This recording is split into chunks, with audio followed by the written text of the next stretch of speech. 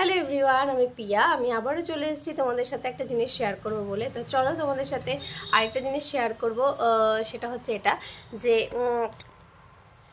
যেই কালারের শাড়ি তোমরা দেখেছিলে, মানে যেই শাড়িটা আমি করছি, এটা তো একটা থান কাপড় থেকে কেটে নিয়ে ওটাকে শাড়ি বানানো হয়। তো যাই হোক, সেই কালারেরই একটা ফেব্রিক, মানে একটা কাপড়, এটাকে আমি হচ্ছে একটু অন্যরকম কিছু বানানোর ইচ্ছা। এটাও অর্ডারই আমার।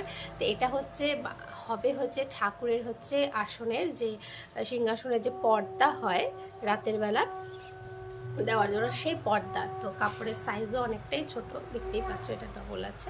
তো যাই হোক, এটা দিয়ে তৈরি হবে হচ্ছে আমাদের ঠাকুর ঘরের আসনের সিংহাসনের পর্দা। তো এটার মধ্যে কিছু করতে হবে, আর আমি খুব এক্সাইটেড এই কাজটা করার জন্য। তার কারণ এটার মধ্যে আমি একটু অন্যরকম কাজ করার আমার ইচ্ছা আছে। একটু অন্যরকম মানে অনেক, টোটালটাই অন্যরকম।